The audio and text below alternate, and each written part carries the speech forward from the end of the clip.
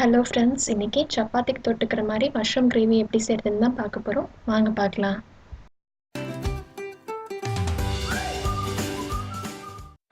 இந்த கிரேவிக்கு ஃபஸ்ட்டு 4 தக்காளி இந்த மாதிரி கீறி வச்சுருக்கேன். இதை வந்து தண்ணியில் போட்டு ஒரு 4-5 நிமிஷம் மட்டும் பிளான்ச் பண்ணி எடுத்துக்கலாம். அப்போ தான் வந்துட்டு நம்மளுக்கு தோல் ஈஸியாக வந்து ரிமூவ் பண்ண வரும். அதை எடுத்துகிட்டு நம்ம இதை அரைச்சி பேஸ்ட்டாக எடுத்து வச்சுக்கலாம். அப்புறமா ஒரு கடாயில் 1 டேபிள் ஸ்பூன் அளவு பட்டர் சேர்த்துக்கோங்க. அதே மாதிரி 1 டேபிள் ஸ்பூன் அளவு எண்ணெய் சேர்த்துக்கோங்க. இது நல்லா காஞ்சதும் ஒரு பட்டை, 2 கிராம்பு, ஒரு அரை ஸ்பூன் அளவுக்கு மட்டும் சோம்பு இது சேர்த்துக்கோங்க. சரியாக இருக்கும். சோம்பு வந்து உங்களுக்கு ஃப்ளேவர் பிடிக்கணும், அதிகமாக சேர்த்துக்கோங்க. இது நல்லா பொரிஞ்சு வாசம் வந்தது மட்டும் நான் ஒரு வெங்காயம் நறுக்கி வச்சுருக்கேன், அது சேர்க்குறேன்.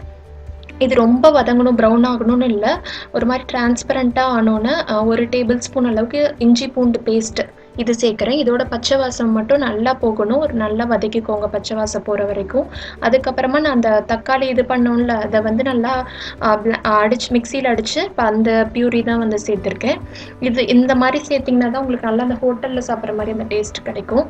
இப்போ வந்து மஞ்சத்தூள் ஒரு அரை ஸ்பூன், அப்புறம் தனியாத்தூள் 2 ஸ்பூன், மிளகாத்தூள் 1 ஸ்பூன், சீரகத்தூள் ஒரு அரை ஸ்பூன், கரம் மசாலா ஒரு அரை ஸ்பூன். இதெல்லாம் தான் மிளகாத்தூள், இந்த மசாலாஸ்லாம் இதெல்லாம் நல்லா சேர்த்துட்டு இதோட பச்சை வாசம் போகிற வரைக்கும் நம்ம நல்லா வதக்கிக்கணும். இதுக்கு தேவையான அளவு தண்ணி ஊற்றிக்கோங்க. 1 கப் அளவு நான் ஊற்றுறேன். காளான் சேர்த்தோன்னா அதுவும் கொஞ்சம் தண்ணி விடும். ஸோ பார்த்து அதுக்கேற்ற மாதிரி ஊற்றிக்கோங்க. இப்போ இதுக்கு உப்பு சேர்த்துட்டேன். இது வந்து ஒரு 5 நிமிஷம் நல்லா கொதித்து எல்லா பச்சை வாசமும் போன பிறகு நம்ம காளானும் கேப்சிகமும் நான் சேர்க்குறேன். உங்கள்கிட்ட கேப்சிகம் இல்லாட்டி பரவாயில்ல, காளான் மட்டுமே கூட சேர்த்துக்கலாம், அதுவும் நல்லாயிருக்கும். இப்போ இதை போட்டுட்டு இதை வந்து மூடி வச்சு, காளான் வந்து குயிக்காகவே வெந்துடும். இது வேகிற அளவுக்கு விட்டு நம்ம எடுத்துகிட்டா அவ்வளோதான், கிரேவி ரெடி. ரொம்ப சிம்பிளான கிரேவி தான். உங்களுக்கு பிடிக்கும்னா நார்த் இந்தியன் ஸ்டைலில் செய்யணும் அப்படின்னா கடைசியில் கசூரி மேத்தி கொஞ்சம் சேர்த்துக்கோங்க. நான் இந்த தடவை நான் சேர்க்கலை, இப்படியே எனக்கு பிடிச்சிருந்துச்சு.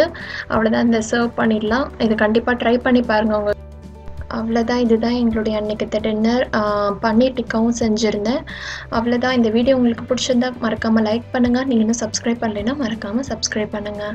நான் மறுபடியும் உங்களை வேறு இன்ட்ரெஸ்டிங்கான வீடியோவில் சந்திக்கிற வரைக்கும் பாய்.